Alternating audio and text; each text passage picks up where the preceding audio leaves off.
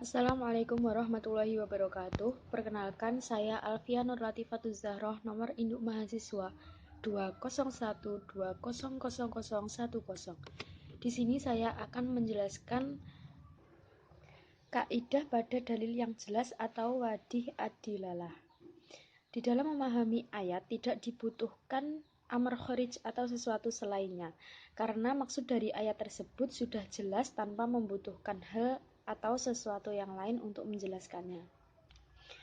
Wadi adilalah dibagi menjadi 4, yaitu dohir, nas, mufasar, dan muhkam. Akan saya bahas yang pertama adalah dohir. Dohir adalah lafadz yang menunjukkan makna dengan adanya bentuk kalimat yang tidak menggantung kepada sesuatu yang lain dalam memahaminya, dan perlu adanya pentaksisan, pentakwilan, dan penasan. Contohnya adalah Quran Surah An-Nisa ayat 3 yang artinya, dan jika kamu khawatir tidak akan berlaku adil terhadap hak-hak perempuan yatim bila mana kamu menikahinya, maka nikahilah perempuan lain yang kamu senangi, 2, 3, atau 4. Tetapi jika kamu tidak mampu berlaku adil, maka nikahilah seorang saja, atau hamba sahaya perempuan yang kamu miliki. Yang demikian itu lebih dekat agar kamu tidak berbuat zalim. Maksud dari ayat di atas adalah kebolehan menikah, bukan kebolehan yang lainnya. Ayat tersebut juga mengandung hukum batasan kebolehan menikah, yaitu maksimal menikahi 4 orang wanita. Apabila tidak bisa berlaku adil, maka hanya boleh menikahi seorang wanita saja. Nas adalah sesuatu yang menunjukkan terhadap makna yang dimaksudkan secara asli, susunan kalimatnya melalui bentuknya itu sendiri, namun ia mengandung kemungkinan untuk ditakwilkan. Contohnya adalah dalam Quran Surah Al-Baqarah ayat 275 yang artinya, dan Allah menghalalkan jual beli dan mengharamkan riba. Secara nas, ayat tersebut bertujuan untuk menyatakan perbedaan antara jual beli dengan riba sebagai sanggahan terhadap orang yang menganggapnya hal tersebut sama. Yang ketiga adalah mufasar. Mufasar yaitu sesuatu yang menunjukkan dengan sendirinya atas maknanya yang terperinci dengan perincian yang tidak lagi tersisa kemungkinan.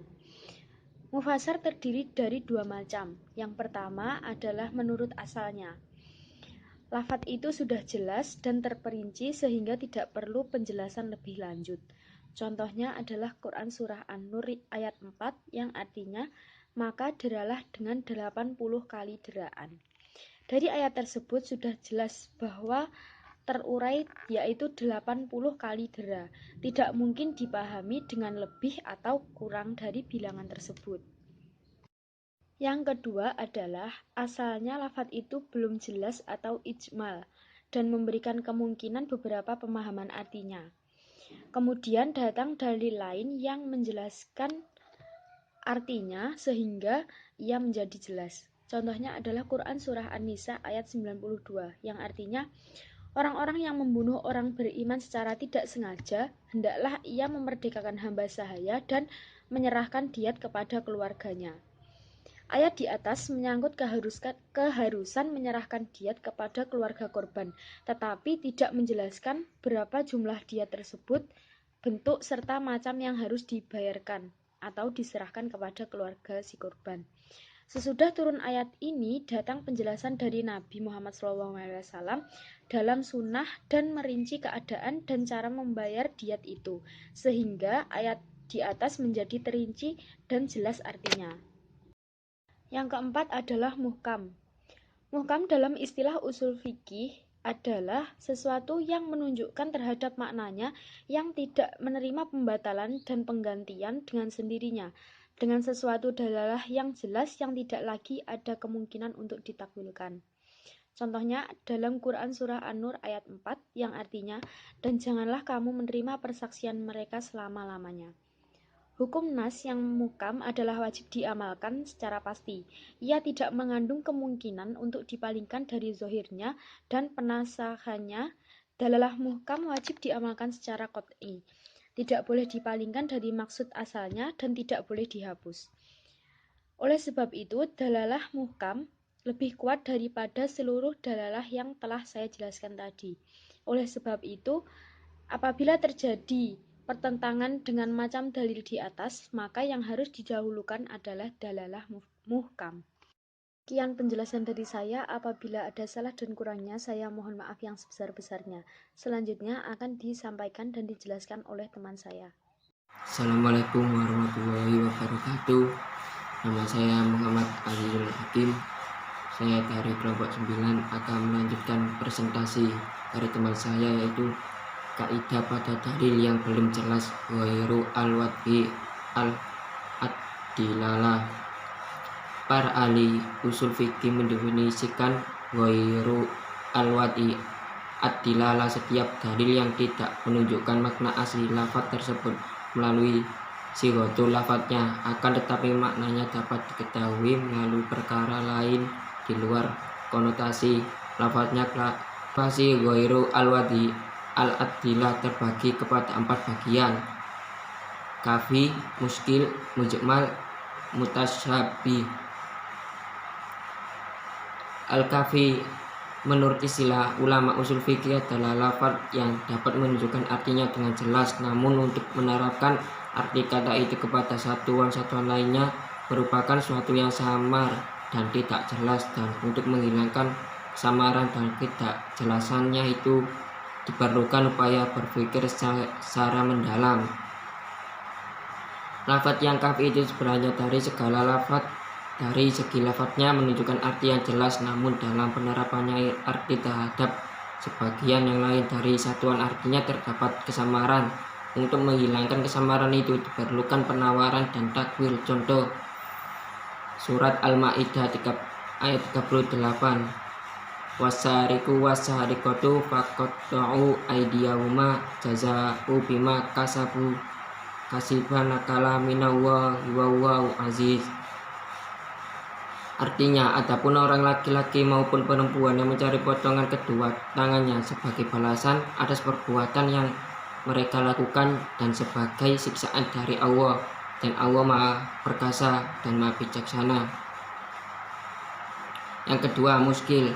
Muskil adalah lafaz yang bentuknya tidak dapat menunjukkan kepada artinya, bahkan harus ada petunjuk qarina dari luar yang dapat menjelaskan apa yang dimaksud daripadanya. Qarina bisa ditemukan dalam pembahasan penelitian. Kesamaran di dalam muskil adalah dari lafaz itu sendiri, karena ia mempunyai beberapa arti dan pengertiannya tidak dapat dipahami dengan sendirinya, ataupun karena ada kontradiksi pemahaman atau suatu nas dengan yang lain. Contoh, surat Al-Baqarah 228, wal mutalaqqatu yatarabadun nabi anfusihin salasa takuri. Lafaz kuru dari ayat di atas menjadi batasan waktu itu, sedangkan dari segi bahasanya memiliki dua makna, suci atau had. Maka terdapat perselisihan pendapat di antara Imam Syafi'i dan Imam Maliki mengertikan lafaz kuru sebagai toharo, sedangkan menurut Imam Syafi'i makna kuru berarti haid. Hukum muskil adalah wajib mengkaji serta menurut lafaz muskil untuk mengetahui maksud serta makna lafaz tersebut, serta mengamalkan sesuai dengan perbandingan serta dalil-dalil yang menyertainya. Yang ketiga, mujmal lafzi, yang maknanya tersembunyi dengan lafaz yang sama, tidak dipahami kecuali dari penjelasan mutakalimnya dan tidak dapat dipahami dengan akal. Lafaz ini kebalikan dari mufassar. Mufassar terdapat juga definisi lain, yaitu lafaz yang maknanya tersembunyi karena banyak makna dan tidak dapat diketahui kecuali dengan penjelasannya. Lafaz mujmal ini lebih samar dibandingkan dengan lafaz sebelumnya karena dari segi sigotnya saja tidak menunjukkan arti yang dimaksud, dan tidak ada pula qarina yang dapat menjelaskan maksud tersebut. Contoh, surat Al-Ma'arij ayat 21, idza massahu syarru jazua innal insana khaliqin wa.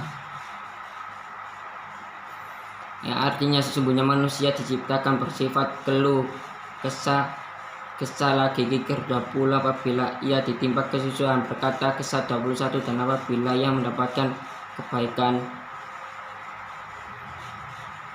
ia mendapatkan kebaikan. Ia amat kikir. Pada ayat 19 di atas terdapat lafaz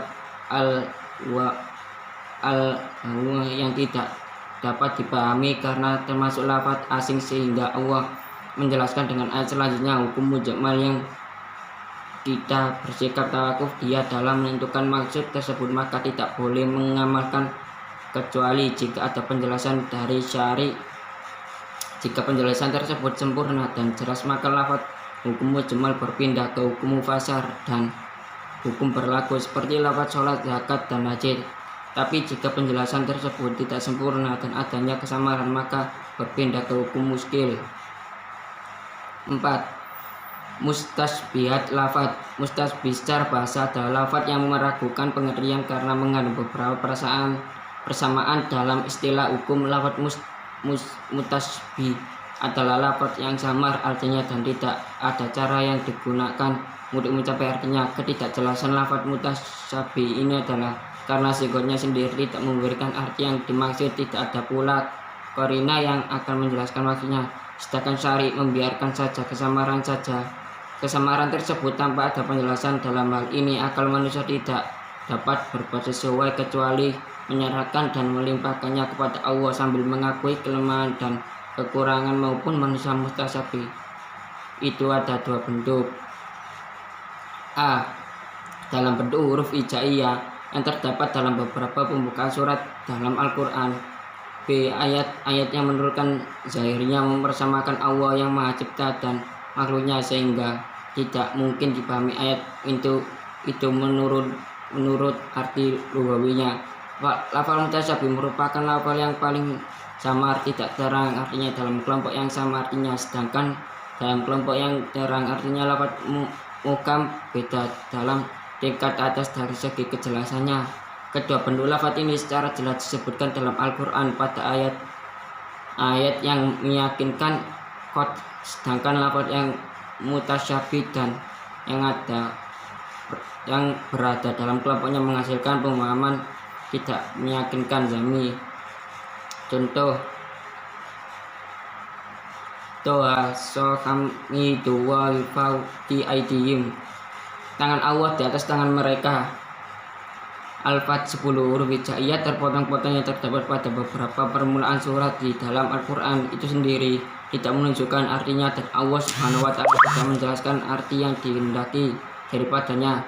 Dia mengetahui artinya. Begitu pula ayat-ayat yang zahirnya menunjukkan penyerupaan Al-Khaliq dengan makhluknya dan tidak dapat dipahami menurut bahasa berkenaan dengan Allah Subhanahu wa Ta'ala adalah Maha Suci dari mempunyai tangan, mata, tempat, dan segala sesuatu yang menyerupai makhluknya. Dia Maha mendengar lagi Maha mengetahui, maka syarat tidak menjelaskan arti kata-kata itu. Dia Maha mengetahui artinya.